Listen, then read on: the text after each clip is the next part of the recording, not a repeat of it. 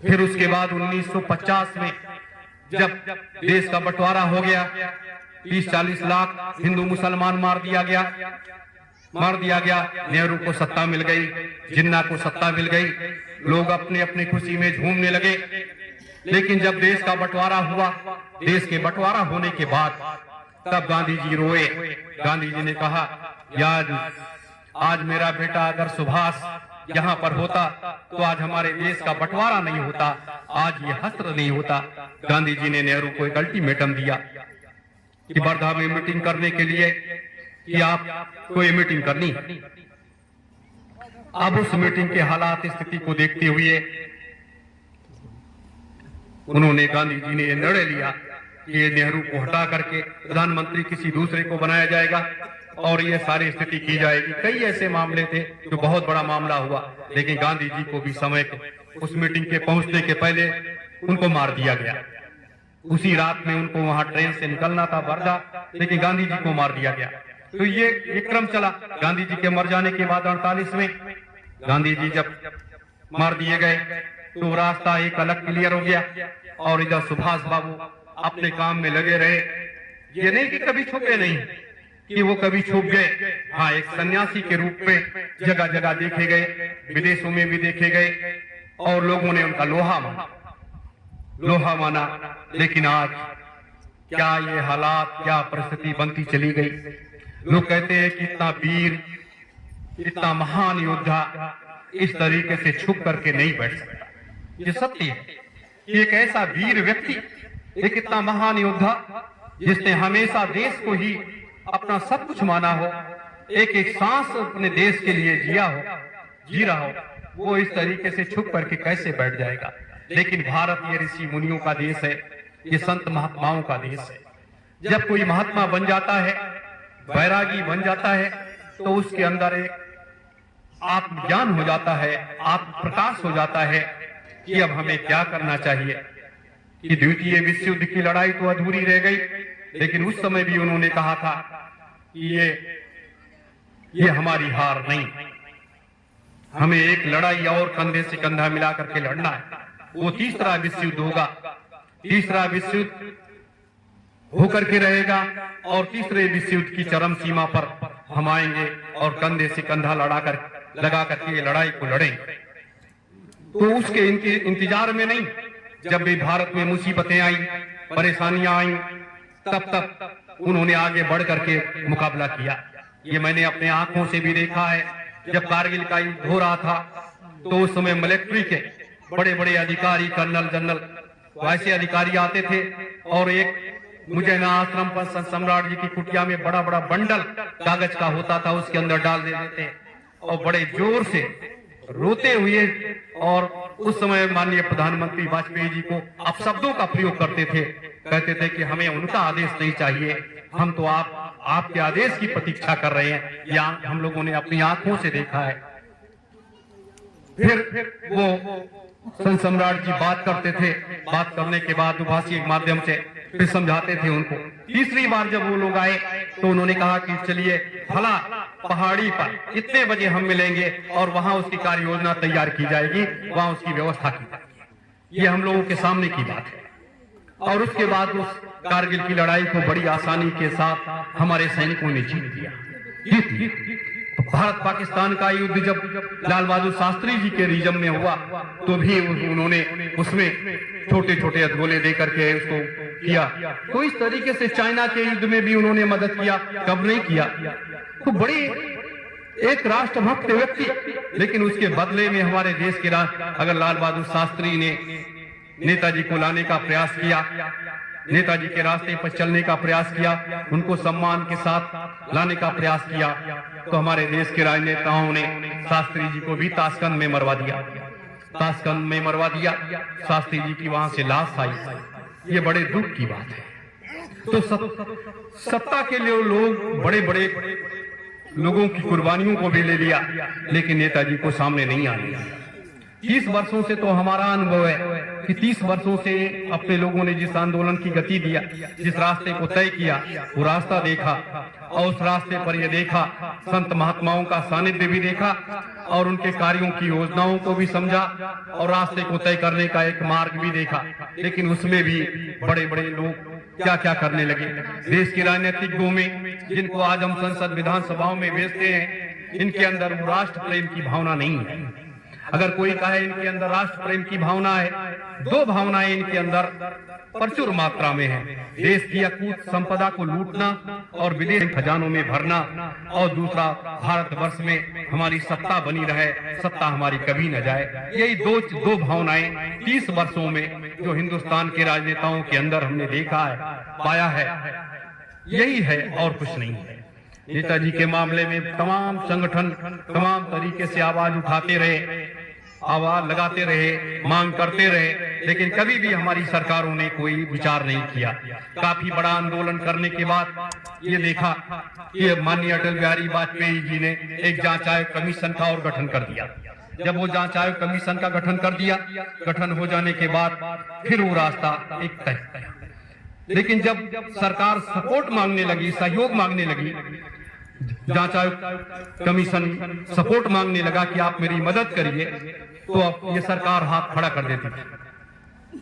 उस समय लाल कृष्ण आडवाणी जी गृह मंत्री थे, तो जब मुखर्जी आयोग ने मांगा कि आपके गृह मंत्रालय में 9,995 फाइलें रखी हुई हैं, ये फाइलें आप मुझे उपलब्ध करा दीजिए, तो गृह मंत्रालय ने ये कह करके वापस कर दिया कि ये टॉप सीक्रेट फाइलें हैं, ये आपको हम नहीं दे सकते। ये चीजें हम इसलिए बता रहे हैं आपको कि जिन नेताओं पर हमारे देश के लोग विश्वास करते हैं, ये एक इतने बड़े राष्ट्र नायक को अगर नहीं ला सकते तो फिर क्या फायदा, क्या फायदा। भारत तो वही है ना कि जहां भगत सिंह, चंद्रशेखर आजाद, विश्वविलास पासवान जैसे लोग पैदा हुए। ये भारत वही है जहां गांधी भी पैदा हुए और सुभाष भी पैदा हुए, और जहां जिन्ना और नेहरू जैसे लोग भी पैदा हुए। तो ये अलग अलग तरीके से अलग अलग विचारधाराएं लोगों की रही हैं। लेकिन आज की आवश्यकता अगर देखा जाए तो आज पूरे देश को नहीं, पूरी दुनिया को सुभाष की आवश्यकता है। अगर कोई इस देश को या दुनिया को बचा सकता है तो वो सुभाष की है, क्योंकि सुभाष एक आध्यात्मिक संत हैं और एक राजनीतिक बहुत बड़े राजनेता हैं, राजनीतिक बहुत बड़े राजनेता हैं। दोनों शक्तियां उनके अंदर समाहित हैं, दोनों शक्तियां उनके अंदर समाहित हैं। तो जब दोनों शक्तियां उनके अंदर समाहित हैं तो ऐसी स्थिति में आज इस देश को आवश्यकता है। 76 सालों में 76 साल बीत गए, 77वां साल लग गया इस तथा कथित आजादी का। लेकिन 76 सालों में भी हमारे देश के राजनीतिक लोग देश में वो बदलाव नहीं ला पाए जिस बदलाव की आकांक्षा उस समय आजादी के लीमानों ने किया था कि ये हमारा देश इस तरीके से होगा जिस तरीके से उन्होंने कल्पना किया था। लेकिन वो चीज नहीं आ पाई, वो चीज नहीं हो पाई। आज मुझे सबसे बड़े दुख की बात है कि जब हमारे देश के प्रधानमंत्री कोई भी बनते हैं, चाहे वो कांग्रेस का बने या बीजेपी का बने, लेकिन ये लोग कभी भी नेताजी के मामले में प्रचुर होकर के उस बात को, उस काम को नहीं करना चाहते हैं। जैसे कांग्रेस ने तो बहुत कुछ बचा करके रखा, जब बीजेपी गवर्नमेंट में अपने लोगों ने मांग करना शुरू किया, आवाजें उठाना शुरू किया, तो उस आवाजों को दबाने का भी प्रयास किया हमारी सरकारों ने। और जब हमारी सरकारों ने दबाने का प्रयास किया तो भी अपने लोग उस रास्ते को नहीं छोड़े। जब तो ऐसी स्थिति में होते करते क्या किया इन्होंने, जितने भी दस्तावेज नेताजी संबंधी जितने भी दस्तावेज थे, उन सारे दस्तावेजों को जला करके खाक कर दिया। कहीं भी कुछ नहीं रखा कि हम सबूत ही नहीं रखेंगे, क्या करना, हमें क्या करना। तो जो संगठन ये कहता है कि हम सच्चे राष्ट्रवादी लोग हैं, हम सच्चे सनातनी लोग हैं, हम सच्चे हिंदुत्व विचारधारा पर चलने वाले लोग हैं, वो लोग झूठ भी बोलते हैं। नेताजी जैसी शख्सियत के बारे में उसको सम्मान नहीं दे पाए, उनको सामने ला नहीं पाए, और उनके समस्त दस्तावेजों को जला करके खाक कर देना, ये हमारे सरकार की सबसे बड़ी मूर्खतापूर्ण बात थी, सबसे बड़ी मूर्खतापूर्ण बात थी, जो नहीं होना चाहिए था, वो भी काम कर दिया। अब बात आती है कि इतनी बड़ी शख्सियत आएगी कैसे, कैसे आएगी? ये राजनीतिक लोग तो कभी वो दरवाजा खोलेंगे नहीं, ये कभी दरवाजा नहीं खोलेंगे। जैसे दुर्योधन और धृतराष्ट्र ने उस दरवाजे को बंद कर दिया था कि कभी भी हम युधिष्ठिर पांचों पांडवों को इसके अंदर प्रवेश नहीं करने देंगे। लेकिन अंत में क्या हुआ? एक महायुद्ध हुआ, 50 करोड़ लोग मार डाले गए उस महाभारत काल में। तो जब ये इन राजनेताओं ने उस दरवाजे को बंद कर दिया है, तो एक नई लड़ाई शुरू होगी भारतवर्ष में। एक ऐसा गृह युद्ध होने जा रहा है, एक ऐसा गृह युद्ध होने जा रहा है कि देश के राजनेता फुटबॉल के तरीके से भागते नजर आएंगे। देश के राजनेता फुटबॉल के तरीके से भागते नजर आएंगे। वो दौर, वो समय भी आ रहा है, क्योंकि वक्त सभी का आता है। क्योंकि जब कहा जाता है कि अगर भगवान नाराज हो जाए कोई बात नहीं, हमारा गुरु मना लेगा, और अगर गुरु नाराज हो जाए तो उसे भगवान भी नहीं मना पाता है, उसे भगवान भी नहीं मना पाता है। और यही द्वापर में भी यही हुआ था, और यही जो है त्रेता में भी हुआ था, यही कलयुग के कई हिस्सों में हुआ, और पुनः इस कलयुग के इस चरण में ये भी होने जा रहा है, ये भी होने जा रहा है। क्योंकि नेताओं की बुद्धि खराब हो गई, बुद्धि भ्रष्ट हो गई। कभी भी जब अपने लोगों ने कुछ दबाव बनाया तो थोड़ा सा इन्होंने उस पर रास्ता दिखाया, फिर उस दरवाजे को बंद कर दिया। तो उस दरवाजे को बंद कर दिया, तो बंद करने के बाद उसका इंतजार व्यक्ति कब तक करता है? चिंगारी एक फूट की है, भगत सिंह एक थे, अकेले थे ना। भगत सिंह, सुखदेव, राजगुरु असेंबली में जाकर के उन्होंने बम फेंक दिया, मारने के लिए नहीं, सिर्फ जगाने के लिए कि जागो, भारत के लोग वो सब काम कर सकते हैं जो तुम नहीं कर सकते, वो भारत के लोग कर सकते हैं। पूरी दुनिया हिल गई, पूरी दुनिया हिल गई। और आज जिस चीज को ये लोग छुपाने का प्रयास करते हैं कि हम इसे छुपाते चले जाएंगे, हमारी सत्ता बनी रहेगी, उसको अपने भारतीय सुभाष सेना के लोगों ने 1992 से लगातार खोलते चले गए, दर परत खोलते चले गए। और खोलते खोलते ये स्थिति आई कि चलो मनोज कुमार मुखर्जी जांच आयोग कमीशन का गठन किया, वो चलो रिपोर्ट आई, दबा दिया, कोई बात नहीं, रिपोर्ट को सार्वजनिक नहीं होने दिया, कोई बात नहीं। लेकिन और कई मुद्दे ऐसे थे जिसको लोगों ने एक आंदोलन का रूप ले लिया। आज हम आप सब उस रास्ते पर चलने की तैयारी कर रहे हैं, जो रास्ता एक आध्यात्मिक क्रांति का भी है और वैचारिक क्रांति का है। ये एक ऐसा रास्ता है जिस रास्ते पर चल करके भारत की नींव को मजबूत करेंगे और इन महान युग पुरुषों को उस रास्ते पर लेकर के आएंगे।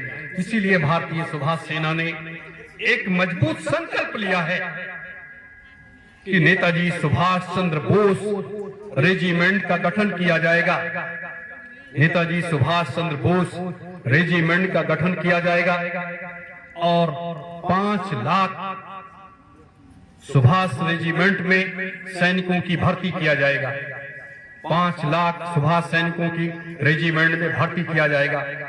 ये हमारे सैनिक आध्यात्मिक क्रांति और वैचारिक क्रांति की आध्यात्मिक और वैचारिकता से ओतप्रोत होंगे और इनके अंदर सच्चे राष्ट्रवाद की भावना रहे आए, इसमें भरा जाएगा। पूरे देश में इस अभियान को ले जाने का आज 21 अक्टूबर 2023 को ये संकल्प अपने लोगों ने लिया है। और एक माननीय प्रधानमंत्री जी को एक पत्र कल अपने लोग भेजेंगे जिसमें 6 बातें रखी गई हैं और वो बातें बड़ी महत्वपूर्ण बातें हैं जो इस सरकार के लिए एक बहुत बड़ी चुनौती भी है। और जब ये सरकार अगर 2 महीने तक नहीं मानती है, 2 महीने तक कोई ये जवाब नहीं देते हैं, तो इसको ले जाकर के सुप्रीम कोर्ट में ले जाकर के खड़ा करेंगे कि हमारे प्रधानमंत्री जी या गृह मंत्री जी या विदेश मंत्री जी या हमारे राष्ट्रपति जी, कोई बताएगा कि वास्तविक चीज है क्या इसमें और क्या होना चाहिए। मेरे साथियों, ये एक सबसे बड़ा विषय है। महानायक नेताजी सुभाष चंद्र बोस की रहस्यमय जीवित या मृत्यु प्रकरण के संबंध में भारतीय सुभाष सेना आपसे सत्य तथ्य परक जानकारी चाहती है।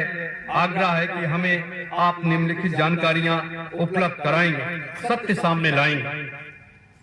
नंबर 1, महानायक नेताजी सुभाष चंद्र बोस की तथाकथित मृत्यु 18 अगस्त 1945 को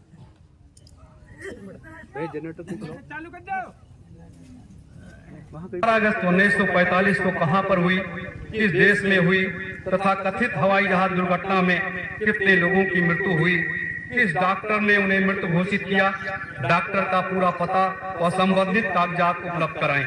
किस शमशान घाट पर उनका अंतिम संस्कार किया गया, शमशान घाट का पूरा पता व संबंधित कागजात उपलब्ध कराए जाएं।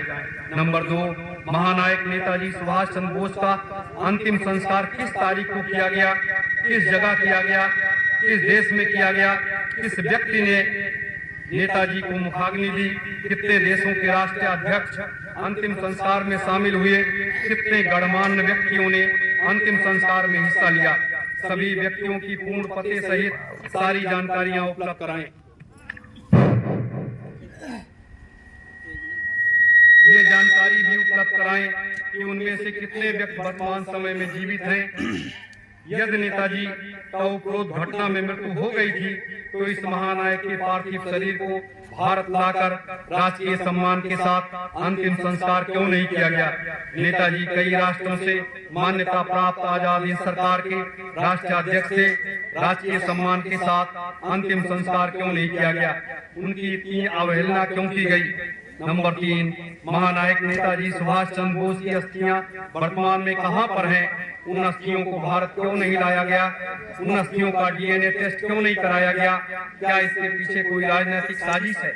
यदि राजनीतिक साजिश नहीं है तो नेताजी जैसे राष्ट्र नायक को जीवित रहते मृत क्यों घोषित किया गया। क्या किसी को देशभक्ति का ऐसा शीला दिया जाता है। नंबर 4, 15 अगस्त 1947 से लेकर 21 अक्टूबर 2023 तक केंद्र सरकार ने इस सदी के सबसे बड़े नेताजी के रहस्यमयी मृत्यु प्रकरण से पर्दा उठाने का गंभीर प्रयास क्यों नहीं किया गया। क्या हमारे देश के इस सच्चे सपूत को न्याय पाने का अधिकार कभी नहीं मिलेगा। क्या नेताजी को सदैव के लिए गुमनामी के अंधेरे में ढकेल दिया जाएगा। नंबर 5, जस्टिस मनोज कुमार मुखर्जी की रिपोर्ट को पुनः संसद के पटल पर रखकर बहस कराई जाए। भारतीय जनता को नेताजी के विषय में सत्य जानने का पूरा अधिकार है। नंबर 6, महानायक नेताजी सुभाष चंद्र बोस के बारे में 15 अगस्त 1947 को इंडिया गवर्नमेंट ब्रिटिश गवर्नमेंट के बीच में कोई गोपनीय समझौता हुआ है। सत्य क्या है, ये हमारी सरकार को बताने के लिए ये अपने लोगों ने ये मांग किया। प्रधानमंत्री जी से अब ये अगर नहीं इसका जवाब दे पाएंगे तो सुप्रीम कोर्ट जाएंगे।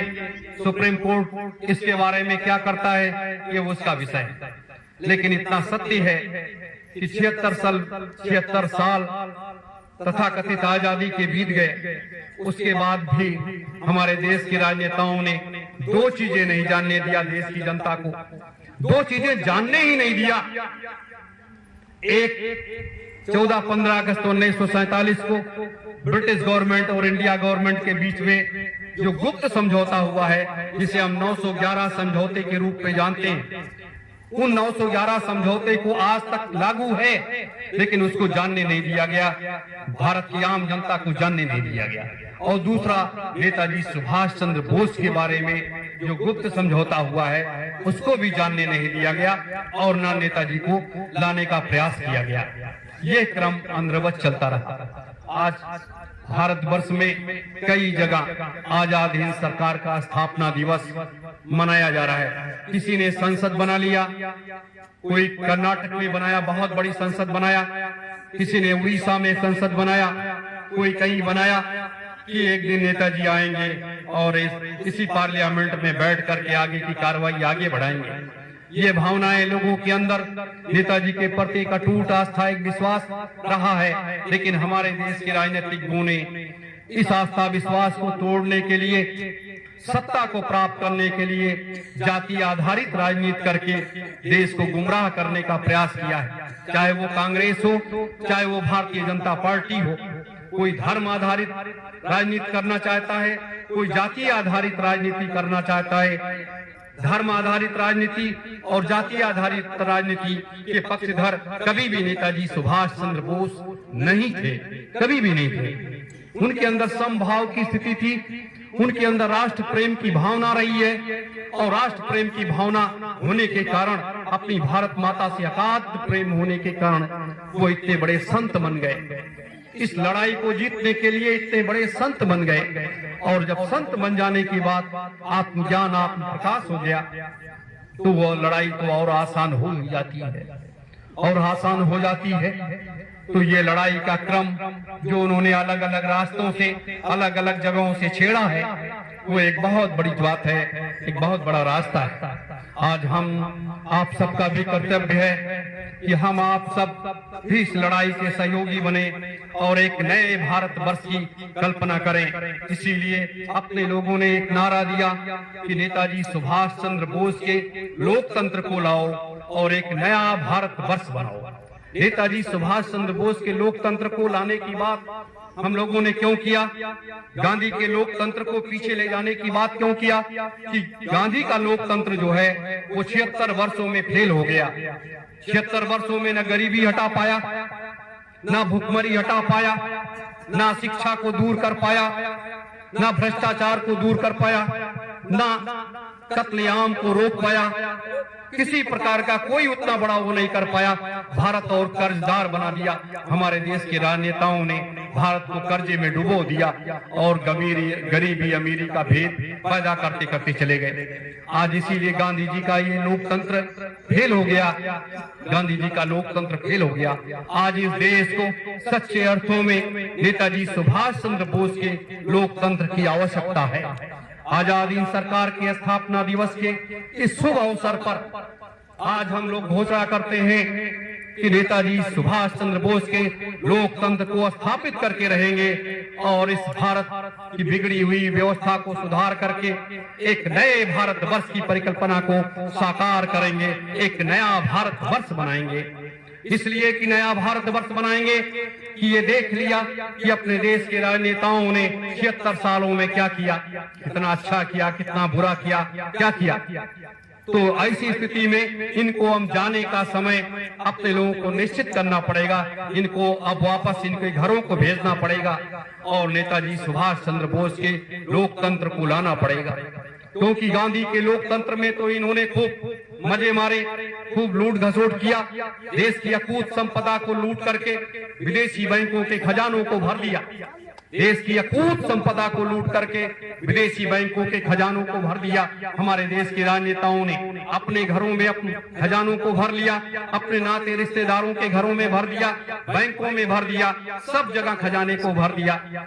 अब उन खजानों को खोलना है, उन खजानों को खोलना है, उन खजानों को निकाल करके देश के आम जनमानस के बीच में आपको लेकर के जाना है, तभी ये जाकर के ये कार्य आगे का रास्ता संपन्न हो पाएगा।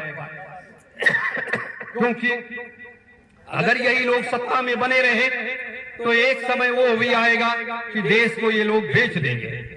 देश को गिरवी तो रख ही दिया, देश के राजनेताओं ने देश को गिरवी रख दिया। क्योंकि कोई भी हमें कर्जा देता है तो वैसे नहीं देता, कोई चीज हम गिरवी रखते हैं तभी वो हमें कर्जा देता है। चाहे जिसकी भी सरकारें रही हूं, चाहे कांग्रेस की रही हूं, चाहे बीजेपी की सरकारें रही हूं, सबने हमेशा इस देश को बेचा ही, हमें आपको बेचा ही। हमारे आपके समझौते करके ये विदेशी बैंकों से पैसे लाए और भारत की अकूत संपदा को ले जा करके विदेशी बैंकों के खजानों को भरा। तो अब इस खजाने को कौन निकाल करके लाएगा? अपने हम लोगों ने एक बहुत बड़ा आंदोलन मुहिम छेड़ा था 1996 से लेकर के 2005-06 तक विदेशी बैंकों में जमा काला धन के बारे में। तो उस काले धन के बारे में फिर बाबा रामदेव ने उस आंदोलन को आगे बढ़ाया बाबा रामदेव को दिल्ली से सरकार ने मार पीट कर जैसे तैसे भगा दिया। वो आंदोलन दब गया। उसके बाद माननीय नरेंद्र मोदी जी ने एक आवाज लगाई कि भाई हमारी सत्ता यदि आ जाएगी तो हम विदेशी बैंकों में जमा जितना भी पैसा है उसे वापस ले आएंगे, और वापस लाने के बाद सबके खातों में 15-15 लाख रुपए हम दे देंगे। तो 15-15 लाख ही देते कितना रुपया हो जाता? ये एक बहुत बड़ी बात थी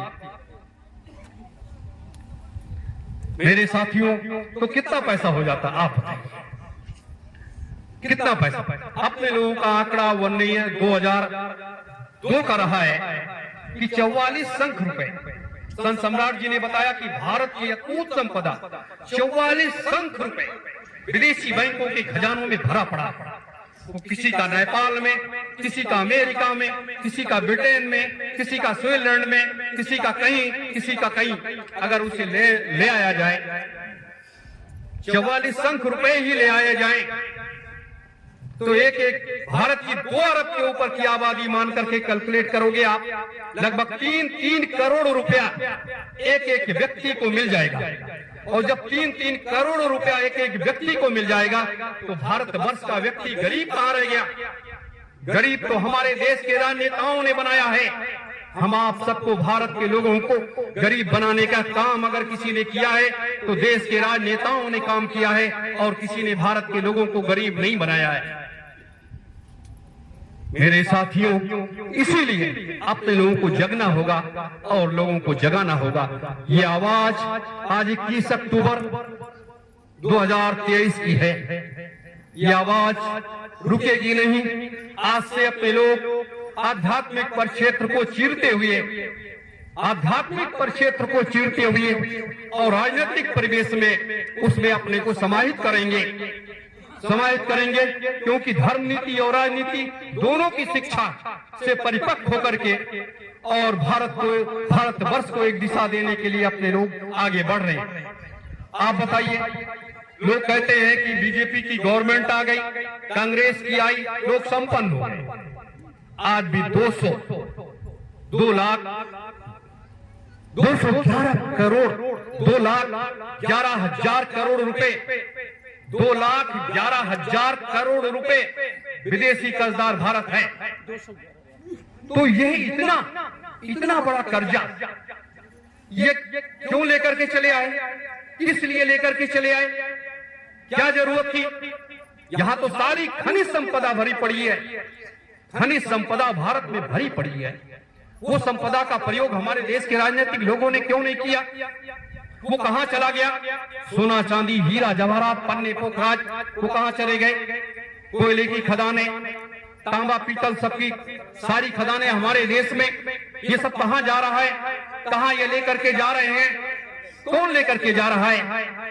कौन लेकर के जा रहा है? तो इसका आज पाई का हिसाब नेताजी के आने के बाद देश के राजनेताओं से होगा। न्याय जो व्यवस्था है वो बहुत सख्त होनी चाहिए।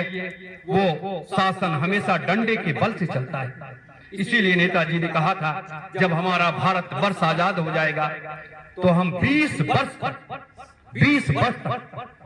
अपने भारत वर्ष में एक सख्त अनुशासन, सख्त नियम के तहत हम देश की व्यवस्था को संचालित करेंगे, जिसे कहते हैं लोग मिलिट्री शासन कहते हैं, कोई कुछ कहता है, लेकिन एक कठोर कानून देश को चलाने के लिए होना चाहिए। और जब तक कठोर कानून नहीं होगा तब तक आप देश को नहीं चला सकते। आज आजादी सरकार के स्थापना दिवस के इस शुभ अवसर पर एक बात और ही कहता हूं कि 76 सालों में हमारे देश के राजनेताओं ने देश को गुमराह किया। आपका राष्ट्रगान नहीं है, आपका झंडे का निशान नहीं है, आपका संविधान नहीं है। तीनों चीजें आपकी नहीं है। तीनों चीजें क्यों नहीं है?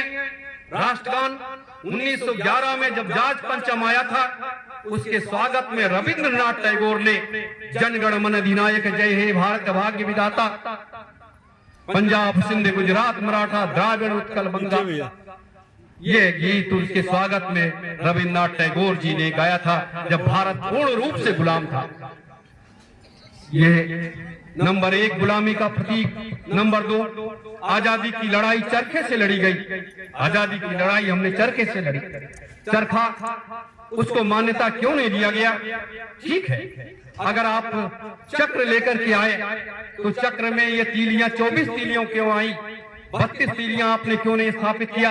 अशोक के स्तंभ में 32 तीलियां हैं। दूसरी बात, या पूरा अशोक स्तंभ ही क्यों नहीं आपने झंडे में लगाया? ये 24 तीलियां ब्रिटिश गवर्नमेंट की महारानी विक्टोरिया के मुकुट में 24 तीलियों का चक्र बना हुआ था, जिसमें कहा जाता है कि उसका सूर्य कभी अस्त नहीं होता। ये चीज आपने स्थापित। तीसरा, हमारा संविधान, जिस संविधान को लेकर के आज भी बहस होती है, वो संविधान India that is Bharat shall be to union of state, हमारा यही शुरुआत होता है। तो ऐसा क्या कारण है कि हमारे संविधान में तमाम संशोधन करने पड़ते हैं, तमाम नए बदलाव करने पड़ते हैं? ब्रिटिश गवर्नमेंट के आधा से ज्यादा कानून उसमें समाहित हैं, कई देशों के तमाम कानून समाहित हैं, और उसके तहत हमें आपको चलाया जा रहा है। भारत का संविधान कहाँ गया? भारत की व्यवस्था की वो चीजें कहाँ चली गई? तो आज ये संविधान, ये अंग्रेजों ने हमें तैयार करके हमारे ऊपर थोप दिया। यही इसलिए कहना पड़ा, आजाद हिंद सरकार का जो संविधान था, देश को चलाने की व्यवस्था थी, उस आजाद हिंद सरकार के संविधान को, उस आजाद हिंद सरकार के राष्ट्रगान को, जिसको 11 देशों ने मान्यता दे रखी थी आजाद हिंद सरकार को, उसको हमारे देश के राजनेताओं ने, पंडित नेहरू ने या कांग्रेस की वर्किंग कमेटी ने, कांग्रेस ने क्यों नहीं लागू किया? और ये चीजें अंग्रेजों की वो लागू कर दिया गया। अगर आप स्वतंत्र हो गए थे तो ऐसा क्यों हुआ? खून खराबा क्यों हुआ? जाते जाते 30-40 लोगों को मरवा दिया गया, देश को बांट दिया गया। तो आज कभी भी हमारे राजनेताओं ने इस पर विचार नहीं किया। जो भी सत्ता में गया वो सोचा लूट लो और निकल जाओ, लूट लो और निकल जाओ, लूट लो और निकल जाओ। ये सारी चीजें होती चली गई, ये क्रम चलता रहा, ये होता चला गया। इसलिए आज हम आप सब लोग इकट्ठे हुए हैं कुछ विषयों पर चर्चा करने। आजादी सरकार के स्थापना दिवस के इस शुभ अवसर पर यह एक बहुत बड़ा अभियान है। ये नहीं कि हम इतने लोग बैठे, ये क्रम, ये तो संगठन बनने के बाद इसके तमाम रास्ते बने, तमाम विचारधाराएं बनी, तमाम आगे का काम बढ़ा। तो यह